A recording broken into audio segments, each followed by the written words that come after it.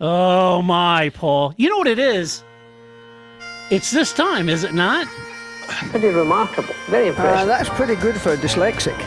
I would not normally remember very much. This looks like a bit of a hairy monster.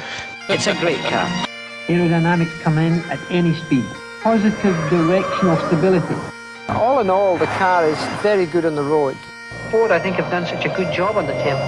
It's been designed from the wheels up. It handles well. It goes round corners well. I've driven the Ford Temple just about as hard as I can, both in dry and wet weather conditions. The Ford Temple is a real driver's car. It's a real driver's car, Paul. A real driver's car. I feel cheated. I feel Jackie lied to me just a wee bit. Yeah, well, it's yeah. He'll do anything for the money. Wait a minute, I don't have my watch on. I got to wear my Rolex. I don't have a Rolex, trust me. Paul's got the nicest watch of all of us. He's got a Tog Monaco. Steve McQueen. Yeah, so I just have a cheap watch. But anyway, welcome to the podcast. This is what is this one? Who knows now? Podcast. You got to start it off with Auld Lang Syne, right? And anytime I play the one time in the world they listen to a Scottish song. A Scottish song, I know, exactly. Yeah. And it's so I play it and then anytime I play that, I have to play Jackie, because that just kind of goes with it, right? Yeah. So anyway, yes, this is Todd. No, Todd, not now. And tonight, it's another special podcast. If you missed our Wine and Cheese podcast for podcast 815, go listen to that one because that was fun. We went into everything but F1, well, a little bit F1, but this is podcast number 816, and I am joined once again, the three amigos back together by Grace, the redoubtable Grace, and Paul. And this special podcast that bookends the holiday season is going to be the New Year's resolution cast, right? So before I get into this, I got to show you how awesome Grace is. And I was confused because that's really the best part. Well, it is because I got these things in the mail and it had it had where it came from, but it didn't have who it was from, right? So get this. Get what the lovely, the redoubtable Grace sent me. This is so cool. It is an Alain Prost book, all about Alain Prost, but it's not just that, folks. It is signed by Alain Prost. Is that not awesome? So he's one of our biggest fans, I hear. So he wouldn't miss a podcast. Happy to do that, yeah. And it supports the team, so Yeah, well, exactly, yeah. So then, I also get this from Grace, the cost cap. That is the best. It made me laugh so hard, a little too hard, I think. But I was like, who would get this? Oh, Todd would need this. Yeah, it's the cost cap. From the fine men and women over at therace.com. They do a great job over there. So when your wife asks you to do stuff around the house, you put that on, you say, I just can't do it. I'm at the cost cap. And my wind tunnel is a Cold War wind tunnel. So Stonehenge. Let's get that going. That's actually my wind tunnel. That's right. So on this podcast, what we're going to do, just to set the table here for you, what we're going to do on this podcast is we're going to go through each team. And each of us has two resolutions, right? I was surprised. Two. What? Oh, man, I thought this was the Beer Nuts podcast. Paul thought. I had my fine selection of my favorite beer nuts. Paul was like, I thought this is the Abu Dhabi race review. Oh, man. Wait a minute. So anyway, each of us has two resolutions per team. Now, we can spend those on one resolution for each driver, or one resolution for the team and one driver, or one, like if you're going to do Mercedes, you could do one resolution for Lewis and another resolution for James Vowell, but you get two per team, right? That's the rules. Yeah, James Vowell, pick it up. Yeah, here's my resolution for James Vowell. You need to, try harder. Come on, Mike Elliott, get it together. Do more better. Yeah. So do best. There'll be more meetings. Yeah. And make sure you get those TPS reports in. Right.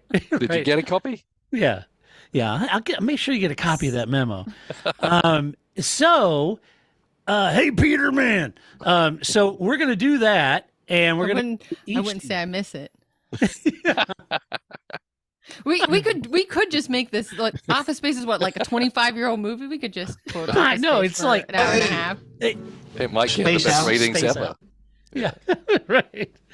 It might be. So, all of right, these here we days. go, folks. These are our suggested New Year's resolutions for each team. All right, and we're going to start at the top of the list and work our way to the bottom, but don't miss the bottom because I don't know what Paul and Grace have to say about Haas and Williams, but I got some juicy things to say as a resolution.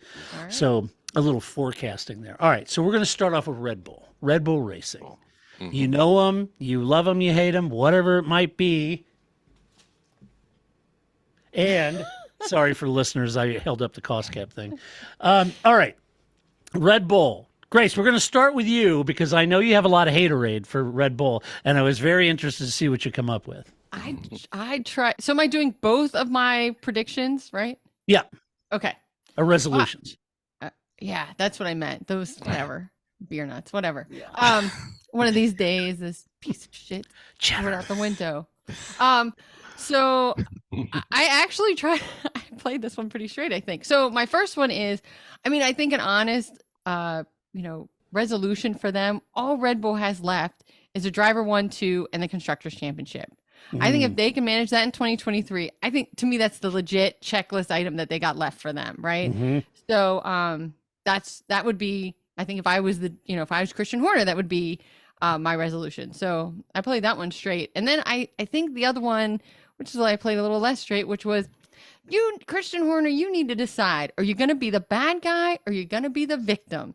I sure am tired of 1 minute you're like poking at everybody and the next minute you're like, oh, don't put a wheel in cops. Oh, the children on my factory are getting picked. Like, be one or the other. You need to either be the bad guy or be the victim.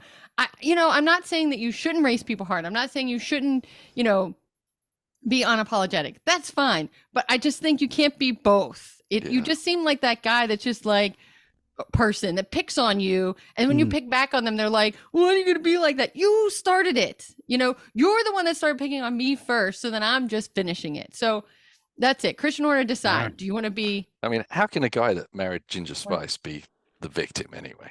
Just doesn't play out. I guess not. He gets to go to Spice Girl concerts with Brian Eccleston. I mean, really, it's the pinnacle of greatness. So, I mean, I you don't made know. it then.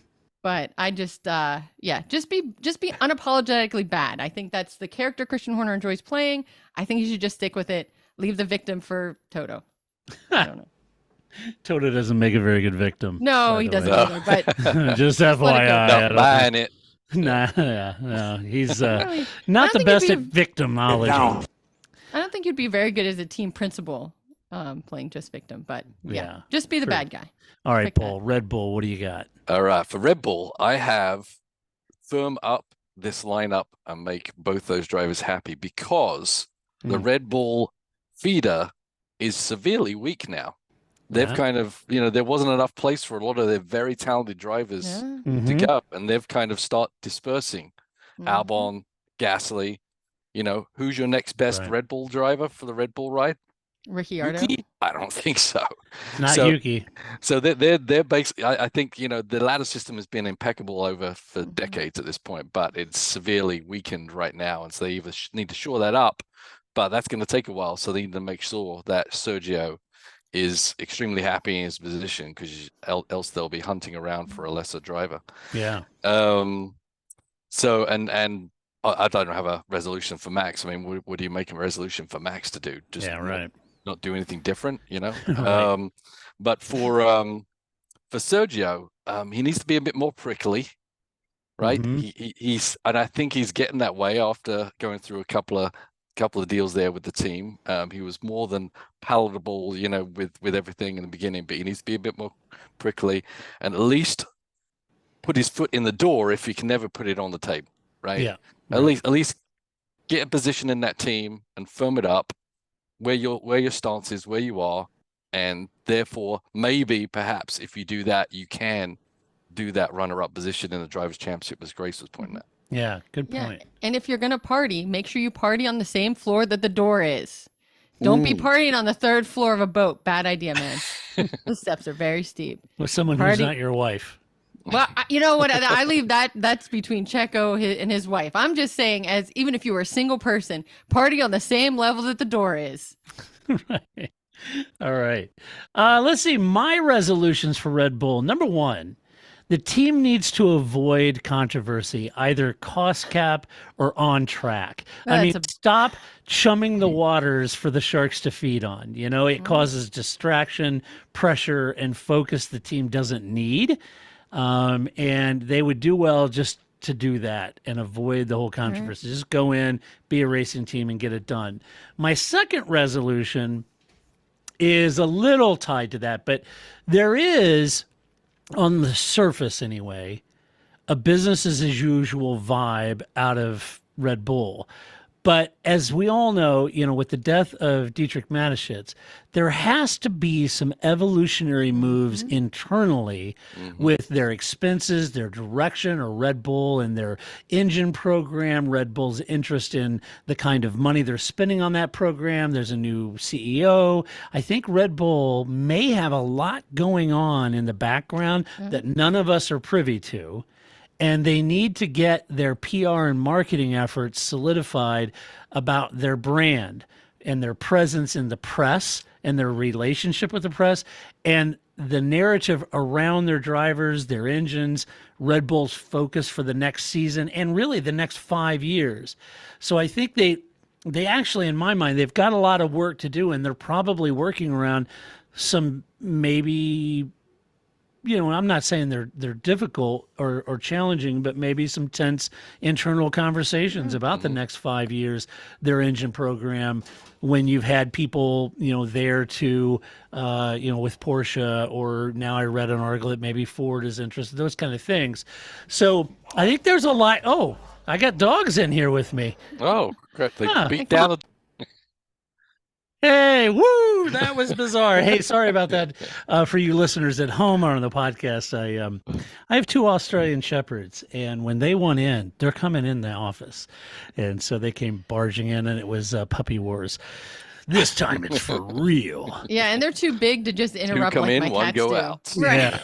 Yeah, right, and they're loud, right. There's no just climbing on your lap and then taking off because you don't have any food. Right. So I had to pause there. Apologies for that. So anyway, yes, so they have to go figure out their marketing, their brand, set the narrative. They got a lot of work to do internally. I think there's probably some interesting conversations that are going on at Red Bull around their engine program. I'm not suggesting that, you know, that. I don't know anything. I'm just saying usually big change like that has that kind of knock-on effect, and there are changes. That's never stopped us before. So Right. Conjecture. It's our middle name. I mean, right. Like if this podcast was based on actual knowledge, it was the last 800 podcasts, right? It's only occasional insightful, Grace. But I did want to like piggytail on the back of that because I don't know where this goes, but I'm going to put it here. Honda needs to make a decision.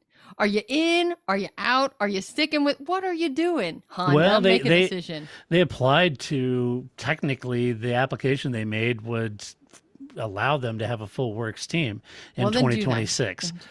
But I kind of feel like, are they going to be, well, and some of that could be driven by Red Bull, because Red Bull may say, yeah, I mean, we're fine with a technical partner working on our engines. They may be all in on their own engines.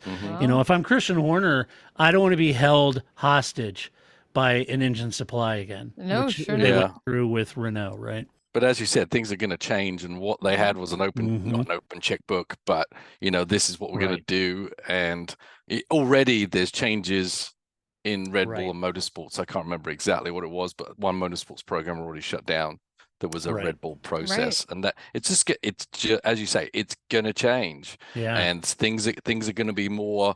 Okay, well, does this make sense? Not just do you want to do it?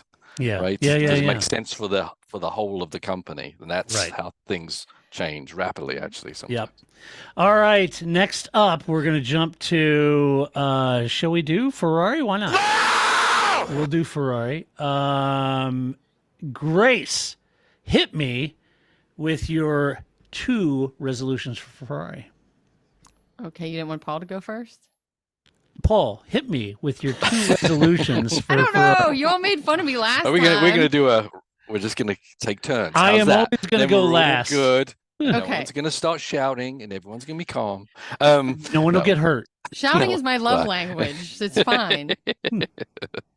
So Ferrari, okay, so Ferrari or Vasseur, which one do you want to talk about? But Vasseur obviously is now leading the deal. So my thought is he needs to get his DNA set very early and stick to your guns on what your plan is, and don't be afraid to change. But if you're going to change, do it soon, not later.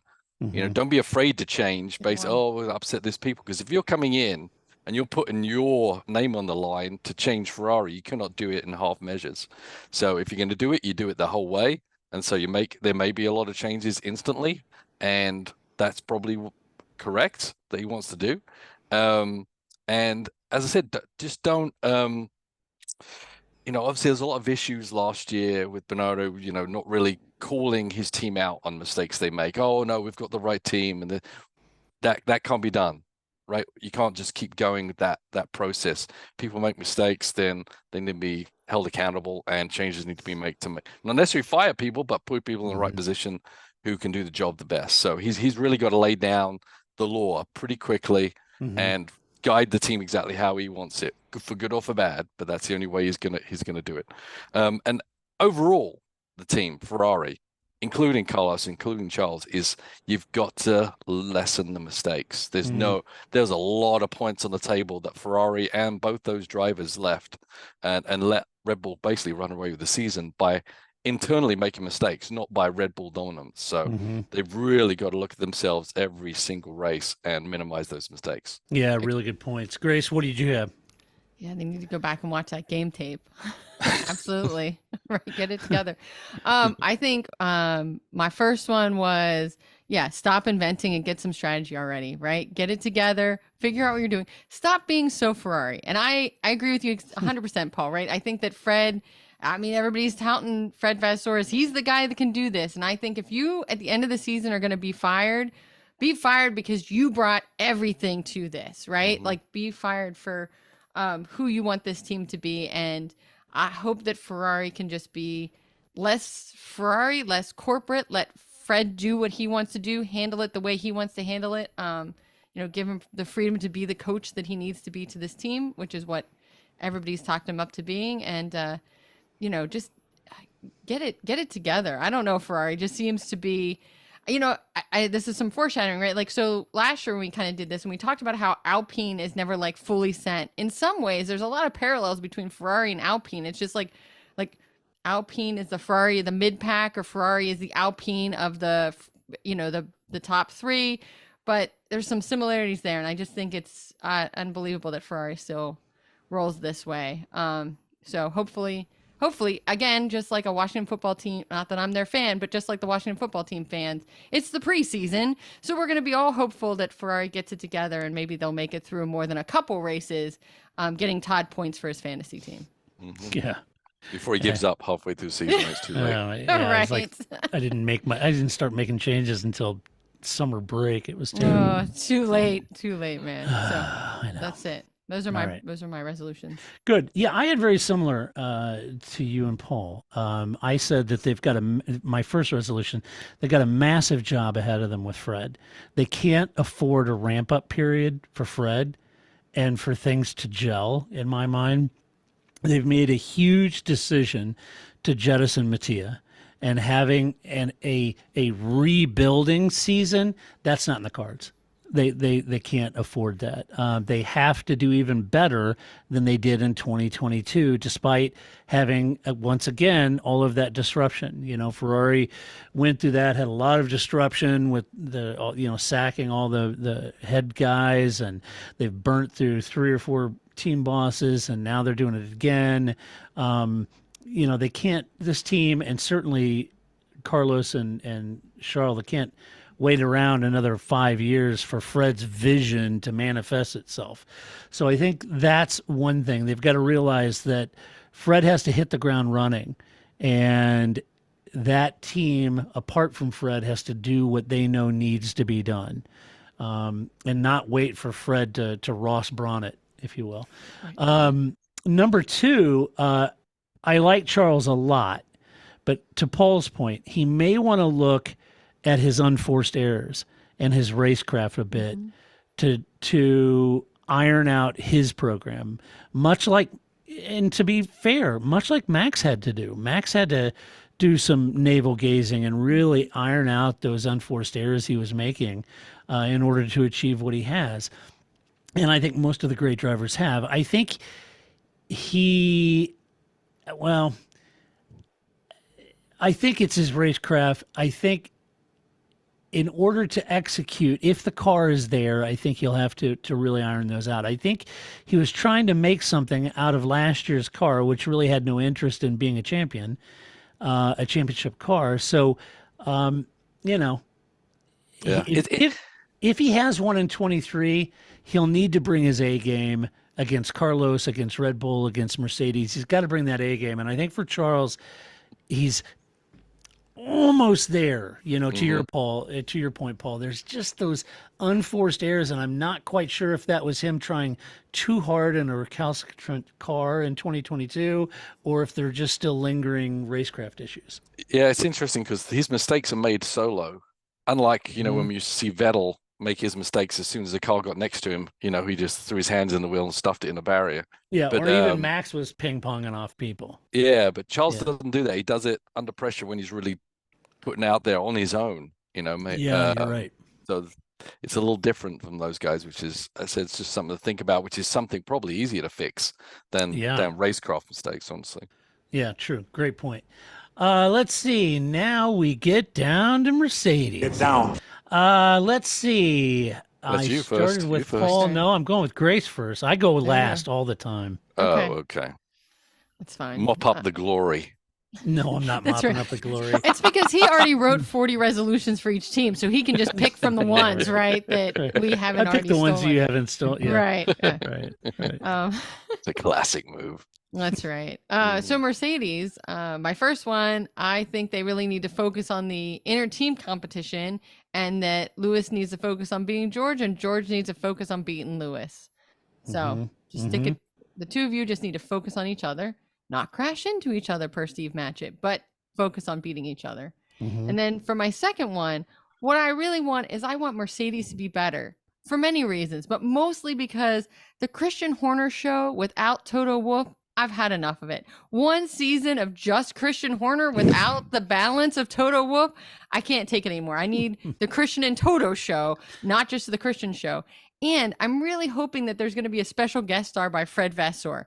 I want him to kind of bring his snarkiness to this, so that he's kind of like the special guest, or throwing a cap across the room at him or something, or something like, I don't know if you watch Modern Family, but often they have the character that isn't in the shot leans in, says something, and then leans back out again. That's what I want Fred Vasseur to do. I want Christian Horner and Toto Wolff to be complaining about something, and just have him kind of lean in, say something, and then lean back out of the shot. And that would be great. I would love to see Fred Vasseur as kind of the special guest to the Christian Horner and Toto Wolff show. Ooh, beautiful. I like it.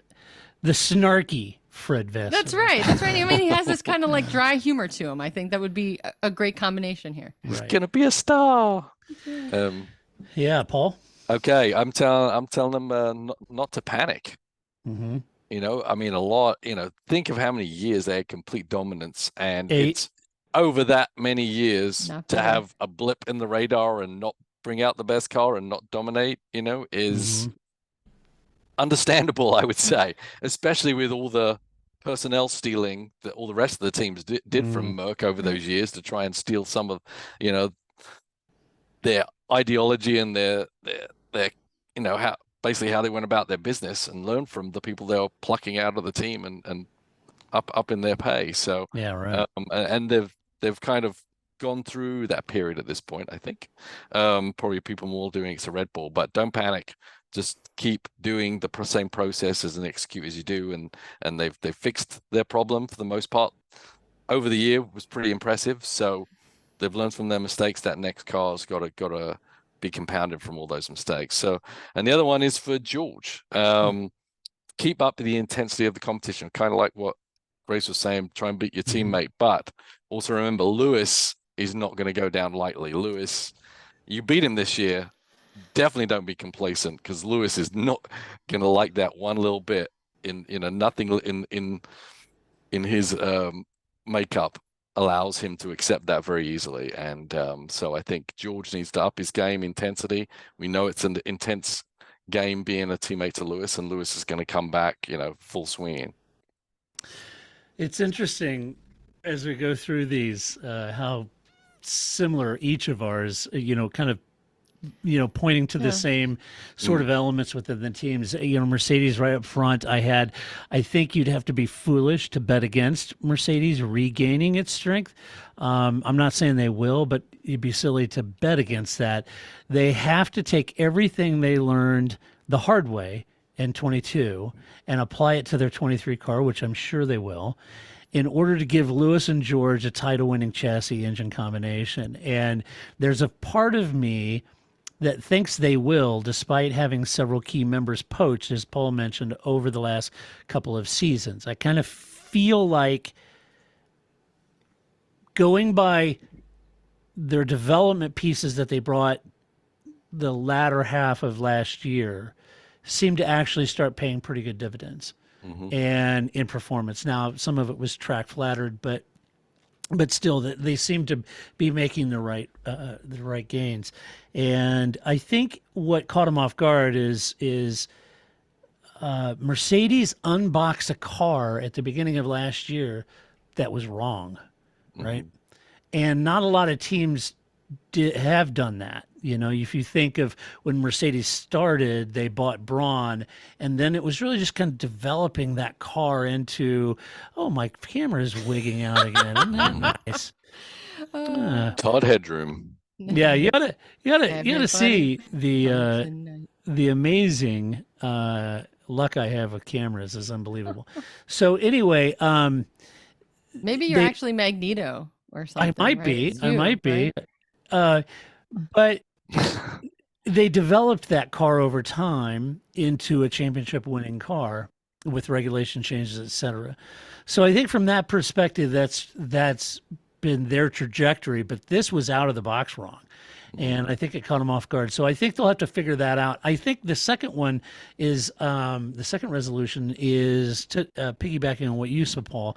I think George has to show up day one trying to dominate Lewis on and off the track, both mentally and physically on the track. No more Mr. Nice Guy. He has a very limited window to firmly put his foot on the neck of Mercedes, and 23 is that window. Because if they get the car right, Lewis is going to be a lion in that car. I mean, Lewis is hard to beat even in the worst car. But if they've got a car that works, Lewis is going to be an absolute tiger. And George may find himself going all Bottas for the next 2 years, to be honest with you, if he doesn't take command of that team and start building that team around him. Lewis eventually will retire, but he has got to start getting that team around him. Yep. And he won last year, and he needs to keep that going. And so he's got, honestly, I think George has a tall order ahead of him. He does, yeah. Lewis really wants that 8th championship. That 8th title. As you said, if he gets a sniff that this car can give it to him, he's not gonna. That's gonna be 100% all year long, Lewis. Yeah, Lewis will be relentless in that car, right? And that's going to be a real measure for George. So George has to hit the ground running for every single point he can get. So I think he's got a tall order. I think that's a very tough driver battle there. So, all right, let's switch to Alpine. I started with Grace last time, right? I'm going to Paul this time. Me. Moi. That's French, by the way. Moi. It's Mario. All right, so Alpine is going to be very interesting, and it's going to be very difficult for them to manage these guys. But they've got to find a way to inspire them to work together. Don't incite a riot within the team and feel like Gasly versus Ocon. 2023, let's go, everybody. Choose your fighter. Between the garages and go, Yeah. It's just not going to work. The team is not competitive enough to let that battle ensue. They need both those guys to get along and to be one common goal, which is moving the team further up. And the only way to do this is give them longevity in the team. They're both pretty young drivers. They've got plenty of years left in them. If they can get those guys to work together for this common goal, they can lift this team to a higher height. But they cannot do it if you let the fighting just become all-encompassing. So it's really to them and the team is to do that. Don't have any, Gasly, less theatrics. Like don't go Yuki on everybody. You got to be calm and be careful what you say over the radio, because everyone's listening. And I promise you, knowing from being on a race team myself, what the drivers say affects how the team morale is. No matter if it's on the spur of the moment, you've got to control yourself while you're in the car. We get you throwing it all out there, but then the people back in the pit lane are also throwing it all out there for many, many hours, and you've got to keep morale up. And by start badgering and saying bad things about the car and the team is really going to be counterproductive for what you're trying to achieve. Yeah, good point. Grace? I didn't realize that was two. Okay, so I think that in a similar vein, Alpine's got their hands full, right? They have an unreliable engine. They have a bunch of stakeholders who never seem to be completely invested, and two drivers who do not like each other. So even though they do the whole Red Bull handshaking, handshake, right? We're friends now, right? Exactly. So I just think that, I don't know, Alpine, keep it together, because you've got a lot of problems going on there. And then I think they need to help Otmar be Otmar. Like they really have undermined the information he had that became very clear. So team principal is kind of like a lawyer, right? He has to know everything, even so he knows what to share and what to stay in front of the camera. So he had a lot of crow last season. So I think that comes down to communication. He really thought they had Oscar signed, and then they really didn't. And I think that's a real communication issue going on there, that he left one team over this. Let's unless he went to Ferrari, which I think that would be the greatest thing, is have Otmar go to Ferrari, because maybe he could really get that wouldn't make Todd happy. No. It wouldn't, but maybe he could get things straightened out. I don't know. But I think that, to me, on top of all the things that Paul said, that I think they also have a team principal that really is not in the loop, and that's really not good for your team either. Yeah. Good.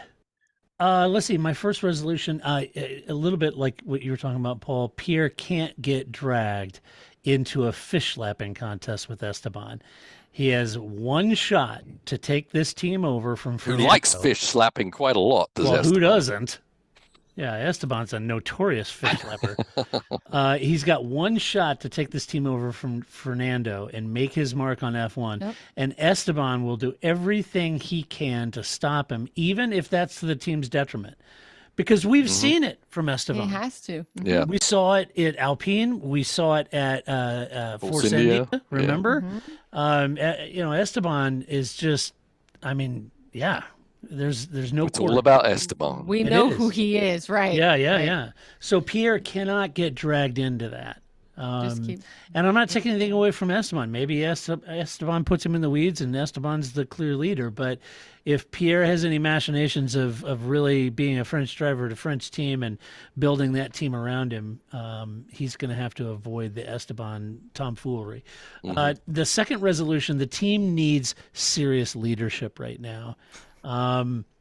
They've struggled with that all year long in 2022, losing Fernando, the Oscar Piastri disaster. They gained 2 hot heads in 23, and they have to get the car right. The drivers, they have to get the car right, the drivers right, as Paul mentioned, and they've got to move forward, or Renault might start to lose interest.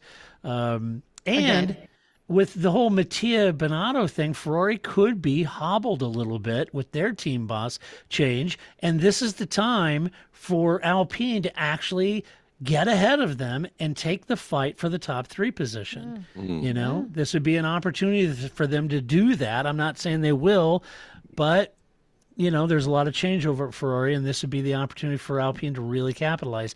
But the driver's head's got to be right, and the car's got to be right, and that team's leadership has got to be right. So basically, they need to fix everything. Everything. I mean, this made me think of the David Coulthard quote about one of the old McLarens. It's like, it's not good in the straights or the turns, right? Like, what does this team have going right for us, right? It needs to fix the drivers, the engines, Renault support, and well, I didn't mention reliability, but yeah, that's a key. Yeah, that was a big one. Yeah, the big one, right?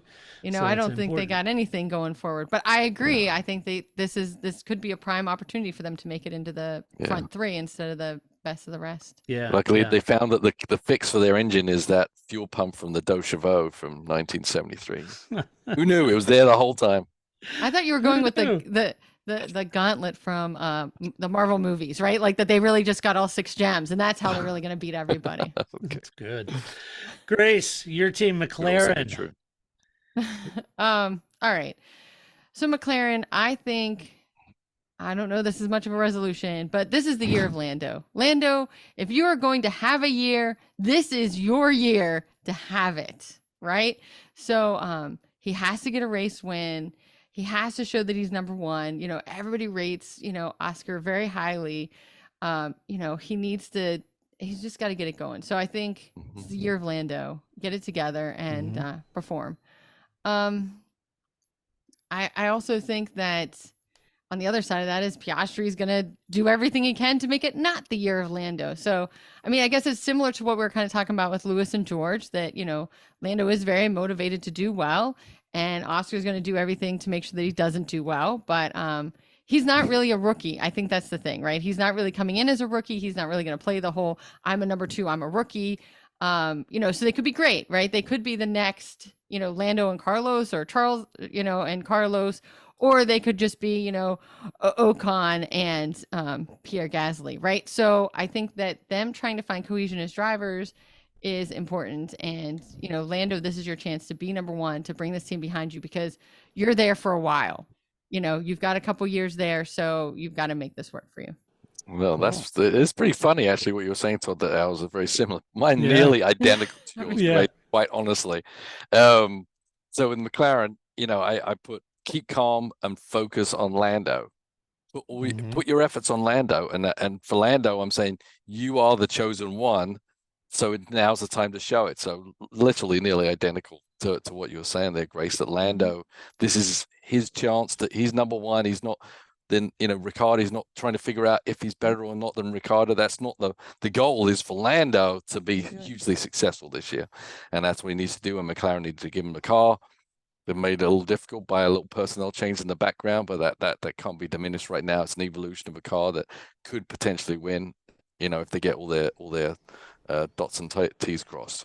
And for Oscar, you know, I mean, looking across the garage there, Lando can't treat Oscar as a rookie. Right. He is a peer. He's not a rookie. He's a guy that is very highly touted. He's not going to come in there and this be my, oh, gee, sucks. This is my, you know, learning year. I'd really appreciate, Lando, if you tell me a few tips. He's not that caliber of a first year driver. He's a driver that you should be able to insert in the car and automatically get results. And that's why they forced him out of Alpine and brought him into their team, right? So that's what Oscar's approach has to be, is to be the professional that you already are when you're in the team, and don't be intimidated by the Lando situation. But on McLaren's side, I really think they've got Piastri in the team. That's great, but they really need to nurture everything, the effort they put behind Lando, and really reap the fruits of their labors at this point. Yeah. It is funny because our resolutions are almost exactly the same. My first one is McLaren need a car. They need to cure their ills and make the most of the brand power of Lando Norris. They've got to give this kid a car that can win and make the most of their investment, or they will lose him, bottom line. Second resolution is, like Ferrari, McLaren are missing their team leader in Andreas Seidel. And Lando will be watching this very closely, how the team gels under Andrea Stella, which, to be honest, I'm not 100% convinced of yet with him. He's kind of hopped around a little bit.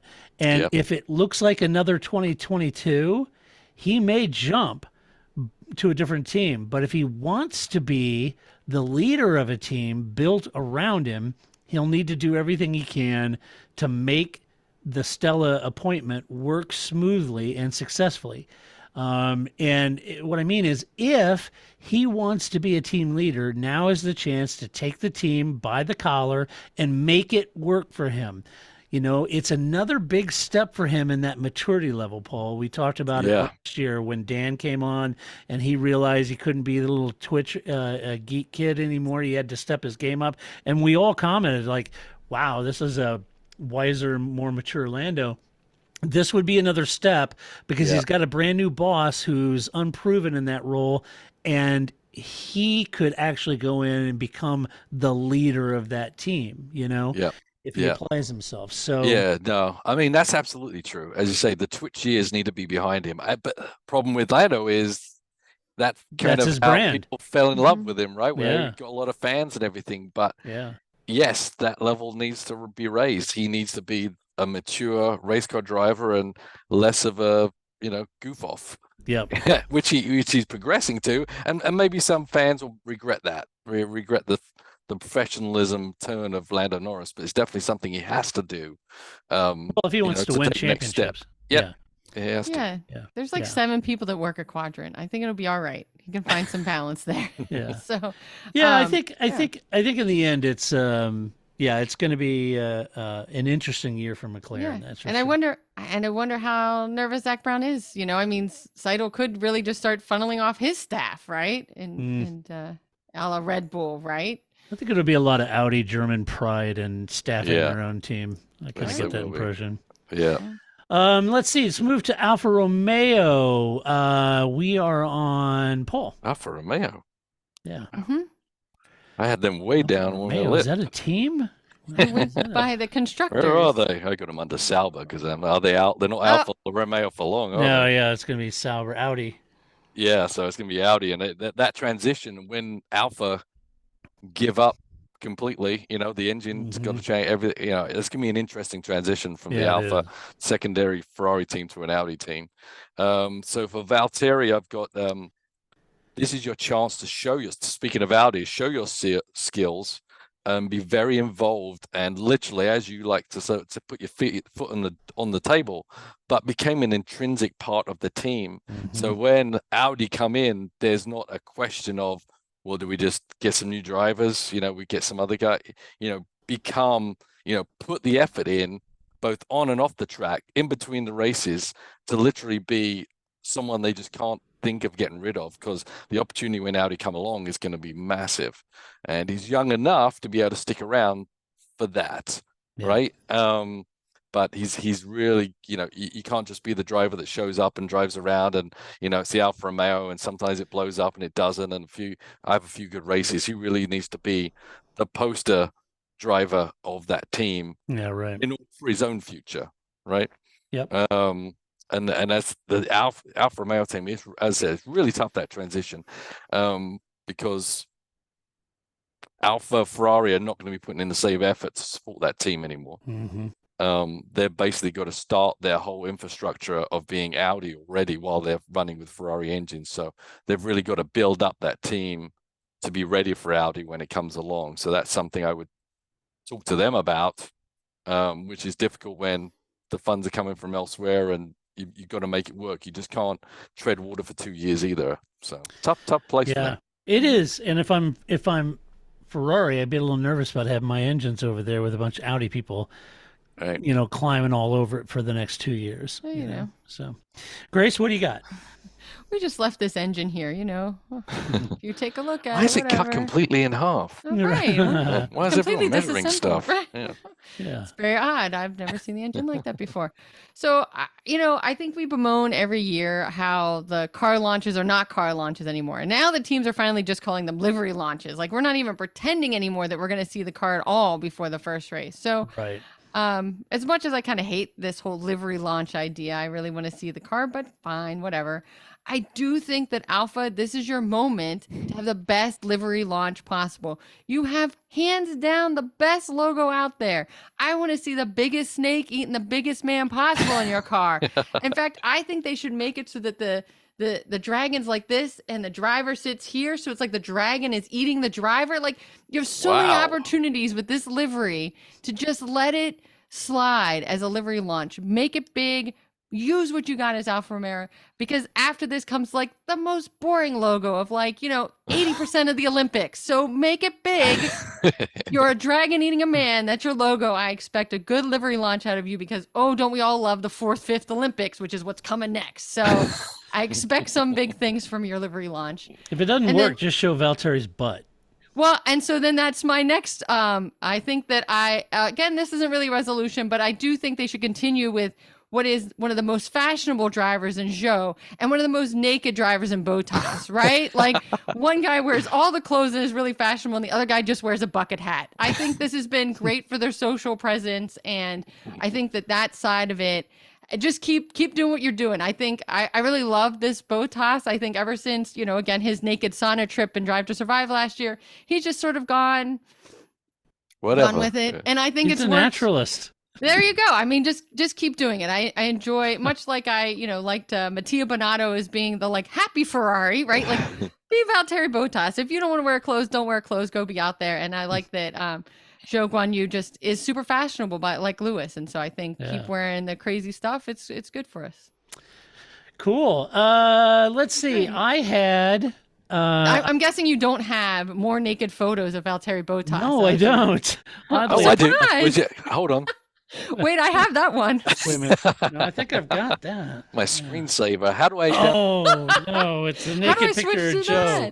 Oh boy. Wrong driver. Wrong driver. Oh no. Oh man. That's Briatore. Damn it! Now there we go. To get that off.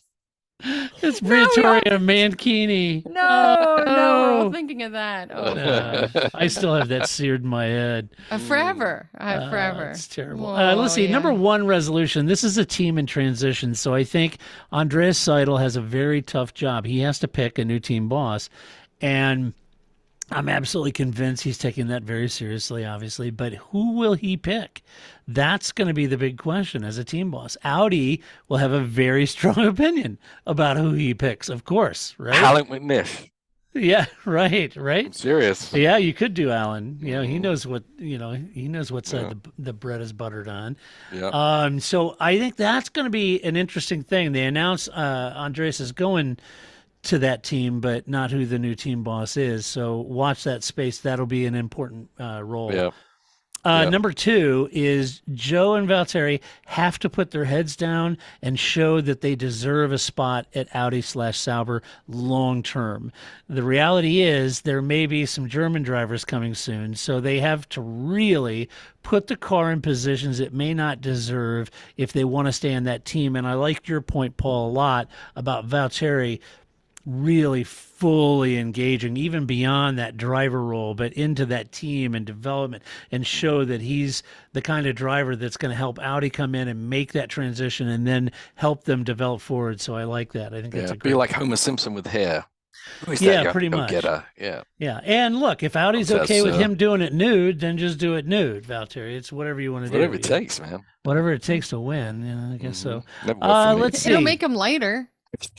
Well, for sure, yeah. Because McLaren was scraping all the paint off their car last season, right? He comes up with a skin biosuit. You had the Red Bull with their cowboy suits at Austin. He should come up Australia with a naked picture of himself emblazoned on his suit. He should.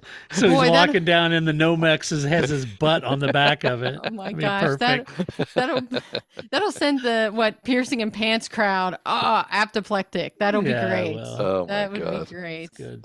Let's see, Aston Martin. Let's see, who'd we start with that time? That was Paul. We started with. Yeah, I think Grace is next. It's Grace's turn. All right. So let's see. So for Aston Martin, I think first, I think you need to take full advantage of Alonso while he's there. He's going to leave in 3 years. I really think Alonso, given his track history here, is he's he's like the good luck Chuck of Formula One. He's the person that dates the person, and then that person breaks up with them, and then they get married. So you got 3 years to make this team great, and then he'll leave, and then your team will win a championship or be really successful. So take advantage of Alonso and know that as soon as he leaves your team, you'll be successful. Magic happens. And then I think my second one is, I think, more of my hopes and dreams and less of a resolution for the team. But I think for maximum messiness, what if Stroll, we were talking about Lando having the season of his dreams. What if this is the year of Lance Stroll? What if Lance Stroll beats hands down Alonso, right? Or does well, right? Like, boy, wouldn't that just like, I can just see the steam like Bugs Bunny coming out of Alonso's ears, right? I think that would be so much fun because Fred Not would gonna happen. not. I agree. I said, I said it's more, my own. I agree, it's not going to happen. But The year boy, of the Stroll. wouldn't that be fun? I mean, I think that, I want him. It would be good for the Drive to Survive drama kind of angle, right? If Lance was better than we thought, I think we all kind of have gone, well, he's still a nepotism baby. Maybe not as bad as other nepotism babies, but maybe a smug Lance, that would be lovely. Maybe this is the year he does a little better and sticks it to Alonso. But I think the best is just to lean into Alonso. Use him while you can. Good. Paul, what do you got? All right, very good. For the team, I have do not quell the Alonso talent with appease Lance or his dad's opinions on Lance or where Lance is in the team. They've got a ripe opportunity here. I mean, they brought in Vettel, a world champion, to try and help the team, which I think Vettel did, but I think Vettel was a bit on the downside of his talent level. I don't think that of Alonso. I think Alonso's just as good as he was, when he went to McLaren. I mean, he's just, just phenomenal driver that kept his talent very, very high. So you got to make use of that talent. You cannot try and bounce it out and be fair and, Lance is this and that and sharing. Just put your full force behind Alonso. He can make magic happen, quite honestly, even if you don't have the car for it. Lance, spend some time in, the Improv in Montreal or something. Lighten up there. Get a personality. Don't just stand there, either be whiny or just smug or whatever. Just lighten up, get a little personality infusion during the year, and maybe make it a bit more entertaining when you do those interviews, rather than just pain to look on my face when I look at him interviewed. That's for sure. If Vettel couldn't make him entertaining, nobody can, right? Like, I think Sebastian Vettel in those unboxed videos, he tried so hard to make Lance. Yeah. Do you think like in the nights he went to the hotel room? Hey, Lance, check this Monty Python episode out. And Lance was probably like, no. Yeah. Alonso's not going to make you funny, but Vettel made Kimi funny. He can make Alonso will not make you funny. No, that's for sure. Not. Yeah. I don't think that's going to happen, Paul. It's false. It's false. Not this time. Not this time. Created it. And so Fernando, try to make at least half the season. I mean, Grace was talking about Alonso staying 3 years. I don't see that happening, quite honestly. But at least get through half the season before causing a rift in the team, which is going to be difficult. It is. Because as I said, even though I'm asking the Aston Martin team to full push behind Alonso and let him make the magic happen, they're still going to be distracted by the Lance factor. I mean, maybe this is what makes somebody come to terms with Lance. Maybe. Maybe he's not. Yeah, I mean, he has moments for sure, but it, as I said, it's a detriment to the team to focus on trying to keep a fair and balanced deal there. But Fernando needs to. I don't know. It's hard to tell Fernando to do whatever, because he's not going to listen to me anyway, right? He's a big listener, actually. Big Dominicali, Fernando Alonso, Sean Todd, they all listen. Alonso is as he is, whether it's to his benefit or detriment. He just does what he does, and it's been to his detriment most of the time. Else he would have won more world championships, which I think his talent is worthy of, really. That's 100% true. Yeah, it's funny. I'm very similar to you guys. I put this is also a team in transition, and I'm sure Fernando will do better than Seb did. But if he wants to leverage Lawrence's cash reserves and make this team a team he can win with, then I kind of feel like he may want to try to change a little. The whole I'm Alonso, give me a car and I'll drive it as high as like it can go. That sort of mentality, well, you've tried that. You did it at Ferrari, you did it at Renault, Alpine, McLaren. It's your frustration, Fernando's frustration became just galvanizing within that team. And as you alluded to, Paul, the harsh comments about GP2 engine and all that kind of thing, it stings. So if you want a longer term racing career in Formula One, then this is kind of the last hurrah, and Lawrence may be difficult for him to navigate. I'm just putting that out there. Two popes, right? Yeah. I'm just saying, it's and I think the Lawrence-Lance combo is going to be really irritating over time for Fernando. As much as Esteban was a pain in the butt, I think the whole Lance Lawrence thing will be too. So I think Fernando has to take a step back and think about what he wants out of the next 2 years from this team. And if he wants a car that can win, then being a part of that process may help. But I'm kind of with Paul. I think Alonso will just be Alonso, and in a couple of years, isn't it funny? We all three of us know where it's going. We all three know where it's going before it's even happened. We'll see. But my second one, Lawrence is doing all the right things one would do when you get an F1 team. He's got a new headquarters they're building, a new wind tunnel, lots of investment. The one thing he needs is results to move him up to 4th or 5th in the championship and offset a lot of that cost he's incurring from running the team. The team need to deliver a car that Fernando can nip at podiums with.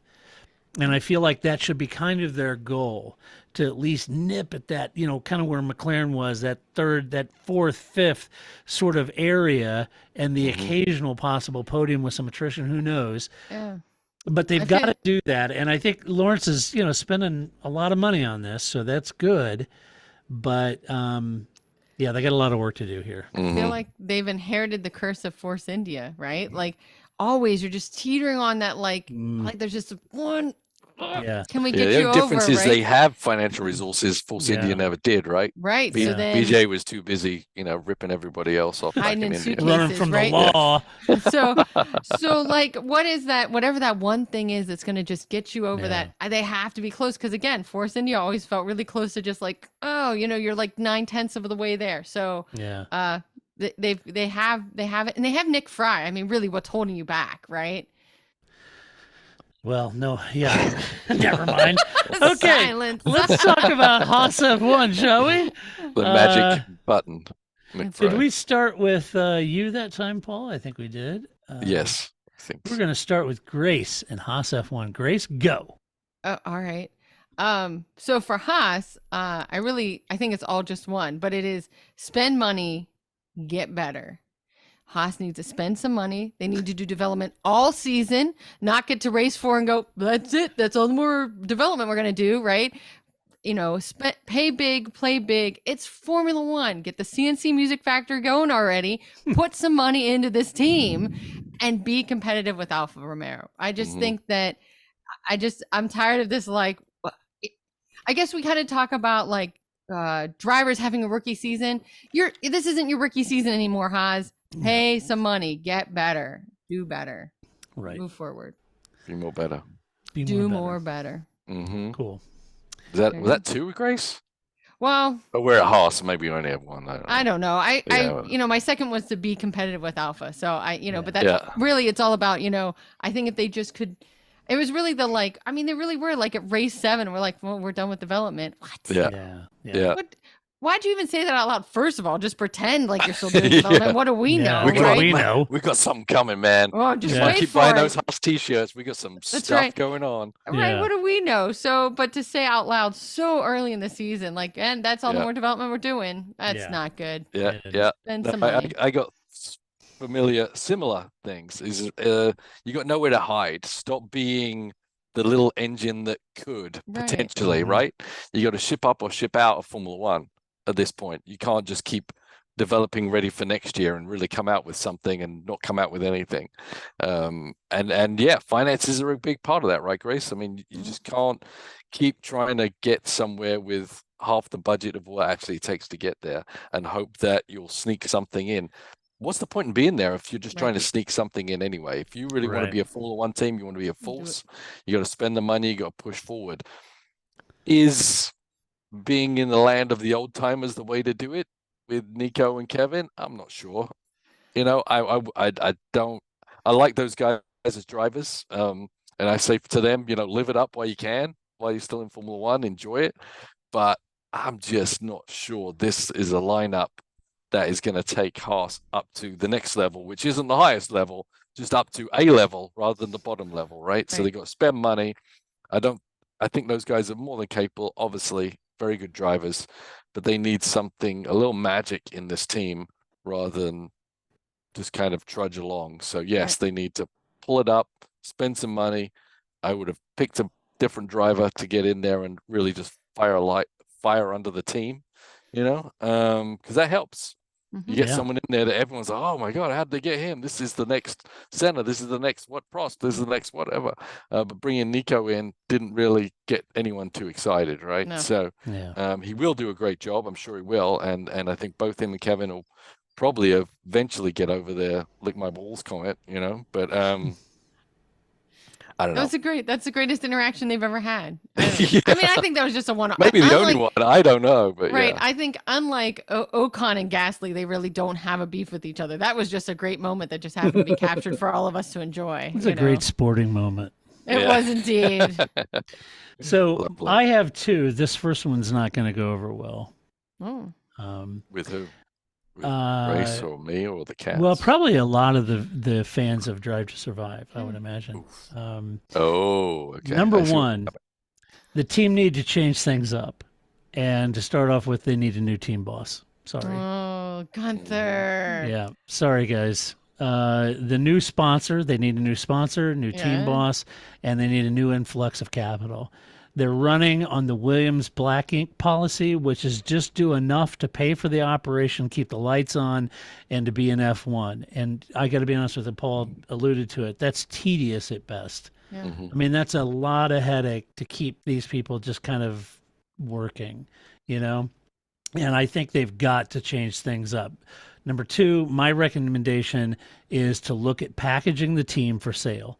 And perhaps make a deal with somebody like Andretti who might bring more investment, more technical resources, and a new approach to the team. But here's the thing: do right by the people who are giving their lives to making something happen at this team. The men and women that are, slogging it out. Don't keep this team on life support. If that's all you can do and keep it on life support and have Gunther walk around and be a star on Drive to Survive and F-bomb everybody, you're really not doing anything. It's a great meme, but maybe not. Yeah, it is. Yeah. It's a great meme, but it's not really doing anybody any good. And the men and women that are working their tail off in that team, trying to make something of it, you're just... It becomes a futile exercise, and it just seems to me that I don't know what Gene's getting out of it, but it seems to me that he would make a lot more right now selling the team while the market's hot and dipping out. But that's just me. Agreed. AlphaTauri. Yeah, AlphaTauri. Let's see. We started with Grace. We'll go to you, Paul. Awesome. Me. Okay. The Yuki, stop it. Just stop it all of it. All of it. This is year 3. Just stop what you're doing and be a race car driver. Don't be a whiny little child and get on with the job. I think he's showed some signs of talent, but his approach and his working back and forth with the team is awful, in my opinion. It's a detriment to himself, to the team. And if I was on the Alpha team, I would be hoping he wouldn't be that there. They would be announcing a different driver lineup for next year, right? He wouldn't be there. So Yuki is not your number one. He is not number one caliber. Do not put that on him if you're AlphaTauri. Treat him like he's behaving, which is a rookie. He really hasn't grown very much over these 3 years. And Nick De Vries is coming into the team. We saw what he did one race in the Williams. Yep. I mean, definitely a higher caliber driver than Yuki is. So the team needs to lean on his experience rather than, oh, Yuki will show you where the bathrooms are, come back and, whatever. Don't even interact those guys, quite honestly. See what Nick De Vries brings to the table and don't intersperse Yuki with it. Let for whatever reason he's getting chosen to keep driving. But Nick De Vries is a very good option for a driver for that team. So put a lot of effort behind him. Okay. And even if it's his first year in Formula One, I would choose his leadership for the team and the car development, etc. Oh, by far. Yeah, by far. Grace? I mean, he's Austria's first world champion, so there's a lot going on there for Nick De Vries. So he's what? Because he won Formula E. He's not Austria's first. No, I guess not their first. I was just trying to slam Max. I think Jochen Rindt won. A couple. I'm sorry my joke didn't play well with you, Paul. Mr. Old Guy. Well, back in 910 BC, the first. All right. When I was a young child. Right. History is important. I was just a boy. It was history, but But it was Jochen Rindt who is awesome, No, I didn't even know De Vries was Austrian, is he? He's not. He's Dutch, I thought. Let's see. He's Dutch. I said Austrian. Why did I say? I meant Dutch. I was trying to slam Max. I was yes. I got you. Sorry. I got you. Yeah. Okay. I'm sorry. See, this is why Todd, as an introvert, actually writes all of his notes, and Grace, as an extrovert, just put like 3 bullet points, right? Right. Sometimes it doesn't work for me. That's okay. It's And- okay. Right. We'll just edit it out, right? Just like Todd's dogs, totally like running in and stealing the turkey, right? I leave everything in. We just have one of those. I mean, I know like you on do. Netflix nowadays, you get, to keep content going, they've got a lot of foreign films, and you start watching it as the overdubs. It's like, it looked Yeah. like it was going to be a good movie, but I just can't take the overdubs. I can't read it. true. We're Right. going to do that with Grace. Yeah. Right. But you have to make Someone sure that completely not anything like what she would sound like. Just say the right words instead of Austria. Holland. Yeah. that's right. Dutch. I meant Dutch We world should, champion. we should hire like a burly, big lumberjack guy to read for Grace. Hey guys. After all, he is the Dutch's only world champion, right? Yay. Beautiful. All right, I'll try better next time. I'll Yeah, try- try more All right. better. Try Anyways. more better. I'll spend more money. I'll do better.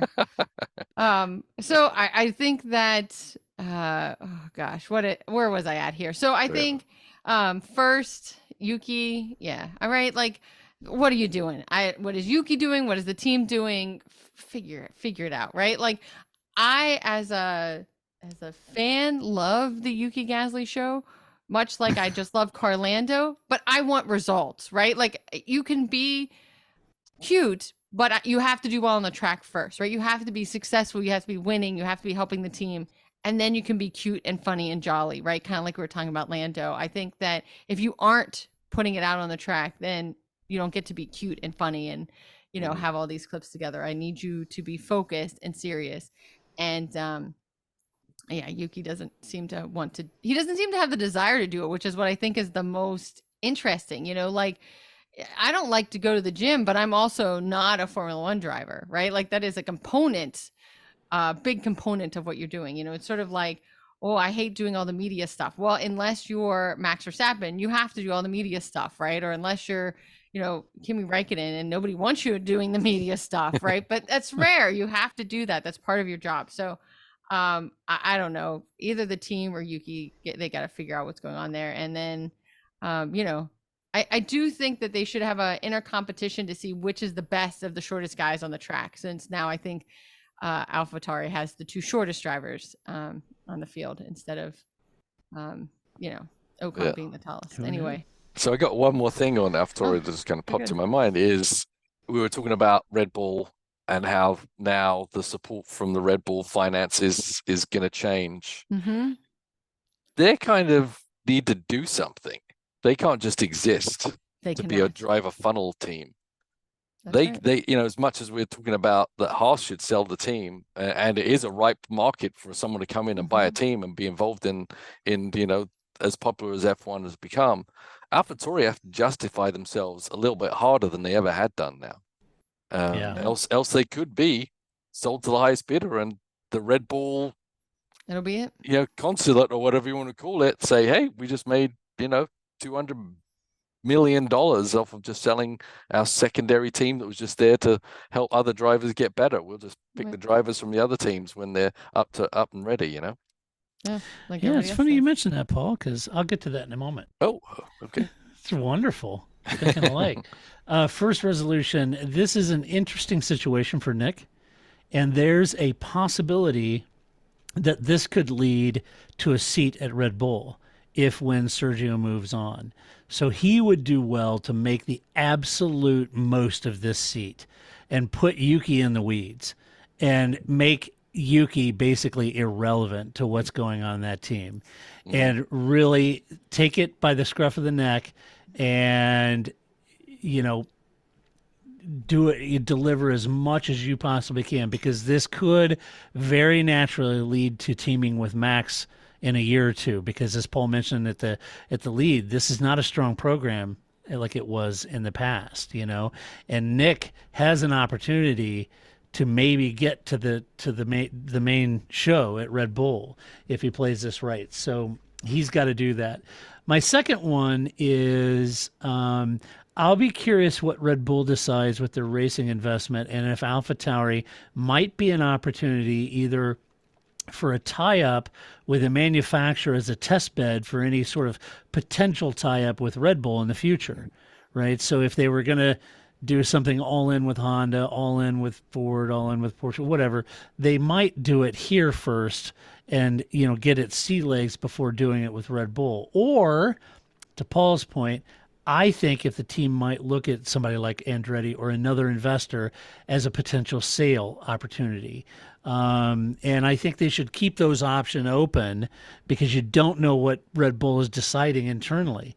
We always talk about how much investment they're making in Red Bull Racing, but that also includes another junior team, which isn't that ripe right now with, a phalanx of young junior drivers. So maybe there's an opportunity to sell it and become a one-team operation building its own engine, and maybe that makes more sense than spending the money on a junior program when they could do that elsewhere. Yeah, I always thought the collaboration was weird because AlphaTauri is based in Italy, and obviously Red Bull is in Milton Keynes. The collaboration is difficult. Yeah, right. Right? So if that's really what it's built there to be, then, maybe it's not the ideal situation. Right. Honestly, Red Bull would be better off buying Williams and selling AlphaTauri and keeping everything a little tighter ship in there. But right. It probably helps for the rules committee to separate the teams, but for the development of AlphaTauri and gleaning some of that speed out of the Red Bull, it makes it hard. Yeah, they should be more like Ferrari and Haas, and just we're separate, but we share a backyard, right? Like we near each other, but separate. Right. Kind of. All right, and then finally we move to Williams. Let's see, this is Grace. I think we start with you. Sure. So here, I think to me the biggest thing is what's going on with Alex Albon.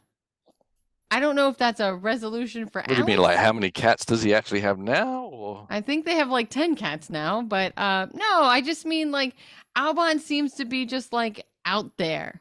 Is he going to be a top driver? I mean, I can't imagine that Alex is just going to be hanging out at Williams again for another 5 years. So what are you doing? I mean, I guess it's kind of the same question I have about Yuki, except Alex has talent. Unlikely Yuki. But so I think that what are you doing? What is he doing? What is the team doing? What is his future? I don't know. Alex, get it together, man. I don't know. I just don't want to see him. He had one not very successful stint with Red Bull, and now he's just lingering with Williams. That's just not really where I want his career to be, and certainly not where he wants his career to be. So, Alex, do something. Yeah, don't be a footnote. Yeah, absolutely. That's it. So, right, we don't want to remember you as the guy that Lewis ruined your life, right? Don't be that guy, right? Nobody wants that. So, I got punted by Lewis twice. Yeah, that's all. See him at a pub, in 10 years. If only. If only, yeah, exactly. So don't be that guy. I want you to be successful in your own right, so we stop talking about that, right? So Alex, do something, right? And then I think for Williams, I think that, with Logan Sargent coming in, that everybody likes to make Haas the American team. I think Williams should double down on being the American team, and you just need to invest in it in a way that Haas doesn't seem to be interested in being an American team. I think it's the media, right, and the PR that wants to make them the American team. I think Williams should just, go all in on, Vegas and Austin and Miami. And, you're the underdog team. Americans love an underdog, right? Like, just, we would embrace that, I think, here in this country, this underdog team that, has this great history and could do really well. And you just find a lot of support here. And I think that they should embrace it to a point that we don't need Michael Andretti to be involved in the sport at all. And just You do anything to not have the Andrettis in F1.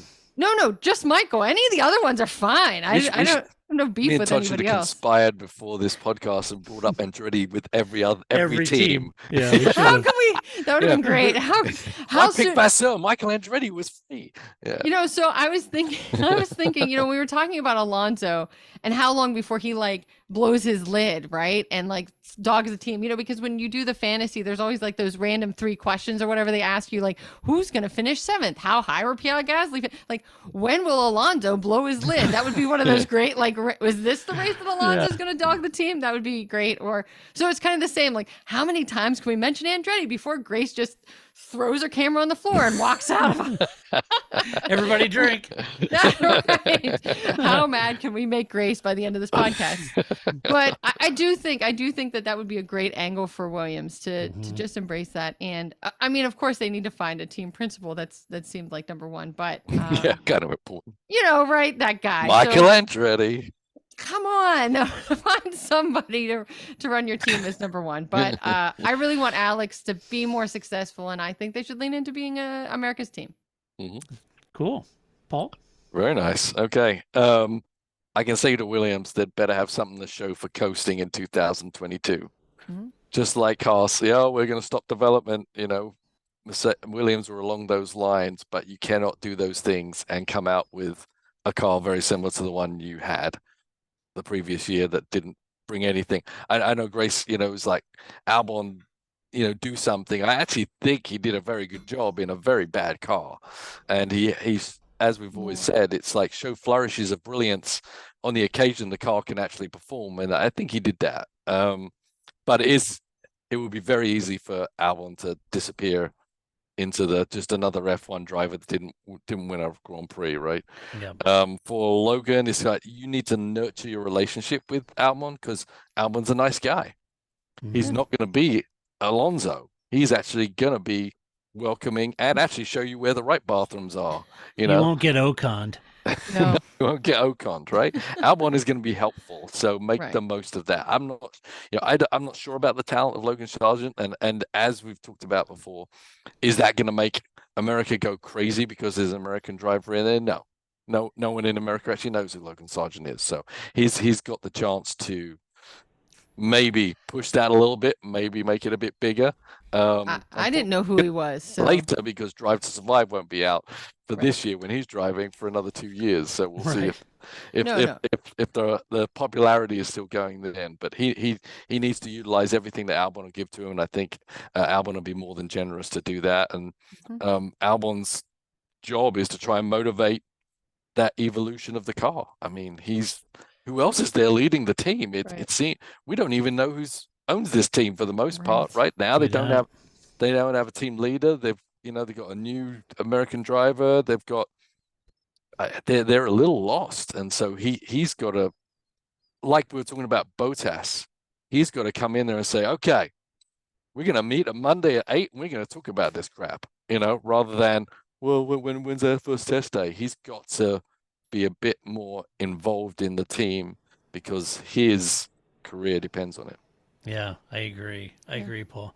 I think that Williams, it just seems like mass hysteria. I don't know what's going on over there. For my first one, much like Haas, I'm not sure what Doralton's end game is here, but unlike Gene Haas, this is an investment group. So if you part ways with Yost Capito, then who do you get? As an investment group, Right. you might look to packaging the team for sale and speaking more seriously with a racing group like Andretti, Porsche, or another group about and just cash out. You know, you've had this investment, you put it in there. Nobody quite understands the Dorilton people just kind of hover around in the back of the garage. Nobody, public facing anyway. Nobody really sees their presence and their Yeah, we pride. all knew in who their- Frank and Claire Williams were, right? Absolutely. So, So, I think there's something to be made there. Now would be the time to cash out if you're an investment group. And my second resolution, very much Alex Albon. He needs to keep. I think he did a fabulous job this year. I really do. I think he did as much as he could in that car, and it was painful for Nicky. But yeah, I think he did a great job. He needs to keep performing like that and seriously start marketing himself for a switch. And I got to think, maybe a switch to Alpine. If those two drivers can't get along and they got to do something, maybe a switch there. Maybe a switch to Alfa Romeo, right? Or even AlphaTauri. Go back to AlphaTauri at this point because he's driving better. He's driving well. He seems like he's calmed down. He's settled with who he is. And maybe it would be a good time to move back to AlphaTauri because Lord knows how anyone in that team sits and takes an ash from Yuki after he bends it. I just don't understand how that guy is still in the sport. I wouldn't put up with that. No. So, and Alex would be a lot better to deal with. So anyway, all right. Well, that does it for the resolutions. No FIA resolutions? Oh yeah, let's do those. Yes. Go ahead. Great. Because we want this podcast to be even longer. Yeah, apparently so. We still have 10 minutes. We're fine. Okay. All right. We're within the window. I know Grace was churning some juicy FIA stuff up. So yeah, Grace. Yes, there you go. And I just want to clarify. I don't think Americans care about Formula One because there's an American driver. I just think Williams should lean into it, right? Like it's the bring it to America, right? Yeah. All right. So I think, I was trying to think like as opposed to what I said last year, because many of the things I said last year still apply. So I think they have a lot going on. And in some ways I feel like Ben Silliam is the new boyfriend that said, I'm not going to treat you like the old boyfriend. Lies. So I want to see some evidence that you're not like my last boyfriend, Ben Silliam. So, and I think there's so much they have that is just going wrong. Lies. Oh, lies! It is exactly. So, because we could also do a whole podcast of Mike Myers movies for sure. Mm-hmm. So I think that, to me, if I could only pick one thing for the FIA to get together, it would be track limits. If I have to spend one more race talking about track limits, figure it out. Use cameras, use sensors, use a marshal. I don't care. Figure out track limits. Why? In a sport that literally involves cars driving on a track, have you not figured this out? And how many other series deal with this? You're not the only ones. Figure it out. I'm so tired of, Checo Perez not getting penalized for track limits. It's all the radio chat. Oh, just be careful. You've already had 2 offs. Don't get a third one, right? Like track limits. Figure it out. This is boring. We always talk about nobody watches racing to talk about tires. Nobody watches racing to talk about track limits. Either be on the track, be off the track, get over it. I'm tired of hearing about track limits. Here's the track limits highlights from the previous Grand Prix. Right. Right. Oh yeah, he's out. Nobody cares. He's out. Yeah. Yeah. Right. Macadamia nut, peanut. Yep. Beer nut. Right. So I think they need to really fix what they're going to do with track limits. That's good. That's good, Paul. Plan. Oh, that was it. You only had one fix for the FIA. That was it. No, I think the other one is, of course, I have a million. No, I think the other one, I am interested, I guess, it's not really a resolution, to see how this whole ban on protesting thing is going to go for them. I understand the FIA has money to be made. And I think that you're going to get a lot of team principals saying like Toto, who was trying to say, well, I have to race in the Middle East and I really don't like it, but I kind of have to do it. Right. So, but the FIA, I just don't see how this is going to work. And that what are you going to do when Lewis or anybody else wears a rainbow t-shirt? Stop it. Else I'll have to say, stop it again. Right. I mean, it's going to be pants and piercing all over again. And we don't want that either. So I really, not a resolution, but good luck, buddy. I don't know why you would say that out loud. Why wouldn't you just keep that between you and the drivers and the teams? Because he's And drunk again. I guess. I don't know how you're going to manage that. So good luck. Good luck. Yeah. Yeah. Okay. So I'm going to go kind of building on your track limits there, Grace, is work harder on race meeting processes and rules. I mean, they are supposed to be the best in the business, defining how every other series should run. Not all series can run to that level of Formula One or what level Formula One should be because of resources and finance and all that kind of stuff. But F1 doesn't have any of those points to fight against. They have all the money. They have the people, should they choose to use them. And they just need to spend a bit more time and be solid on everything they do, including track limits, including all kinds of rules and regulations they got. They've got to be consistent. We beat that one over the head with a sloppy fish, right? So being consistent is so important in knowing what every team needs to be, and for people to follow at home what they should be looking for or not looking for, kind of thing. So the leadership should be there, and the execution's got to be there. I talked about our new FIA leader. Stop getting drunk at the banquets. Although I don't think I think his religion doesn't allow him to drink. Whatever you're on, man, stop it, because it's not just at the banquets. A lot of the stuff that comes out of his mouth. He actually came on sounding pretty reasonable when he took the helm. It was like, oh, okay, oh, because the whole big Lewis and Max thing and Abu Dhabi, we're going to look into this and we're going to come out with processes to fix this. And it's like, okay, fair, yeah, go. And obviously that didn't happen.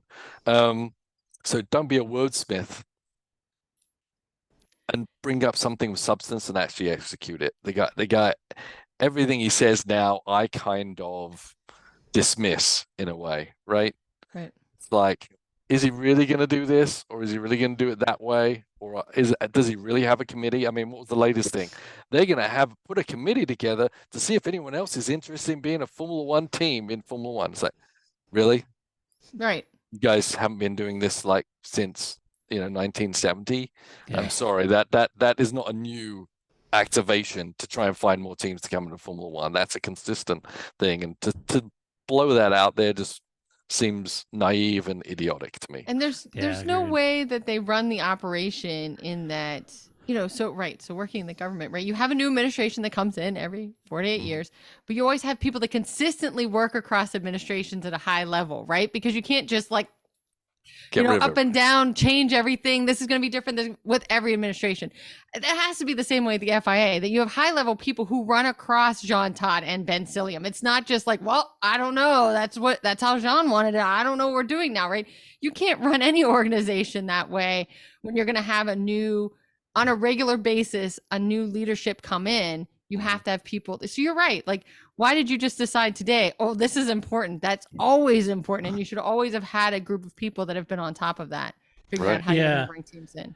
I agree with you guys. I think they've got to take a long look at their regulations and their rule sets that they're following. And to be honest with you, I think a lot of that starts with consistent stewards. And they need to come up with a different way to incentivize the motoring club members instead of handing out these guest stewarding roles in country. That is getting them nowhere. They've got to solve let that. them wave the flag. Let them wave the flag. Take them, pass out trophies. Whoever they've been choosing recently have been awful. So take them to the paddock club. Wine and dine them and do whatever you want to do. But the race steward thing they are not fit for purpose on that. The sport is in a different place now than it was. And the other thing is MBS needs to decolonize his head. I'm sorry, dude. That whole thing at the prize giving gala was an abject embarrassment for the head of that group. Look, not everybody's a statesman. I get it. But that was so junior league. I don't know what was going on there. And that was a glimpse by all the drivers and teams like, oh my gosh, that's the guy leading the FIA. This is really embarrassing. That was, if that's truly the way you are, then putting you up for the president of an FIA was a very wrong move And shame on Jean Todt for not identifying a successor, that might be fit for the role. But he's got to figure that out and figure it out quickly. And hopefully he can.